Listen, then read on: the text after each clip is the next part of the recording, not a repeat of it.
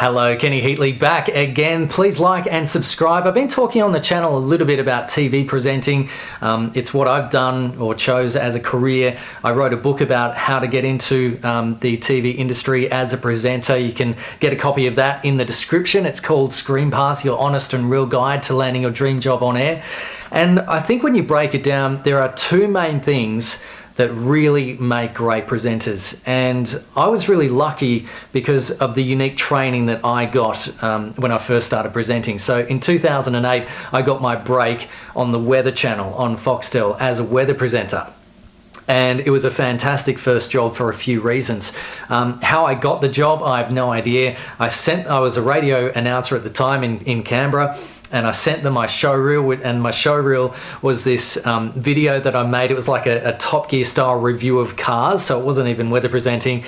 And I sent them that, and it sat on their pile, I think, for 6 or 7 months before I got a call, and maybe even longer actually. And then I got a screen test, and for some reason I went to the screen test with this like emo hair, and I looked like really weird. And but the manager said I got the job because of my voice. That was pretty much, he hated everything about me except my voice, and my voice was the one that got me the job. And I'll be talking a little bit about that later on as well, and go into more detail about how I got my break into television. But the Weather Channel was fantastic because we were just on camera so much. So it was 24 hours of just weather reports that you were presenting, and you just had to update them so much. So you'd be recording all day. So the shift would go for, 8 or 9 hours, and you'd be in the green screen for like 5 hours or 5.5 hours of that, just re-recording things, updating things, doing your reports, and then you'd be going live for 5 minutes every half hour on the dot. And then if there was something major going on, like a cyclone or storms or something like that, basically you'd be going live all the time. Why that was good is because I just got so much on-camera experience so quickly. So I was on the Weather Channel for about 6 years, and we just did so much TV. We just made so much TV. And you just become an absolute, and everything was, because you had to make so much TV, everything was ad-libbed. So you had to know your stuff. We got a briefing in the morning from the meteorologist, and we did our own research for about an hour and a half. We updated the graphics, so we were completely across the weather, and we had to remember everything, even the stats and everything.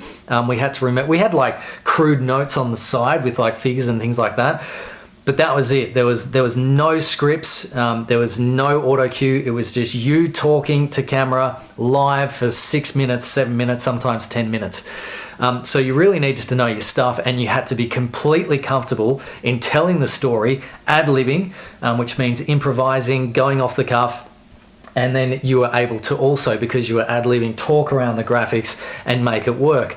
And that sort of training is invaluable to a TV presenter, no matter what kind of presenter you want to do, because if you can ad-lib comfortably to camera, it just sets you up later in life, and it just puts you streams ahead of anyone else. If you can just talk around anything on camera, whether it be at the news desk or in an interview or anything like that, if your brain is trained to not rely on scripts, that is just such a huge asset, and something that I really encourage you to do if you are a reporter or someone who's just starting out, is just constantly practice ad-libbing to camera, and kind of like what I'm doing at the moment on YouTube.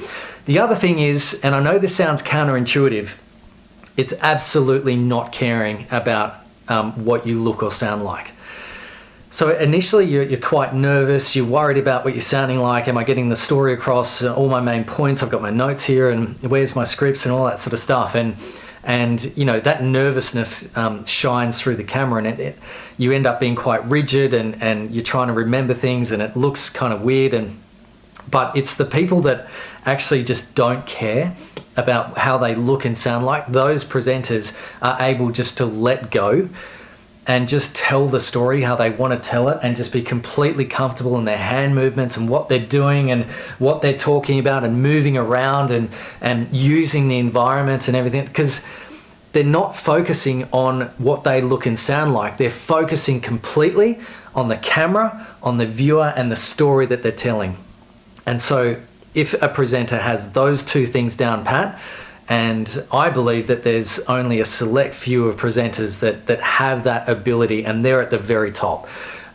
So if you want to be at the top of the presenting game, those two things, not caring and really deeply not caring about what you look and sound like, and the story really comes through then, and being able to ad-lib, those two things really set you apart from anything else. I'd love to hear your comments if you're a journalist or if you're a reporter, whether this had helped you in any way. Please hit the comment section and start a bit of a convo. I'd love to reply to you.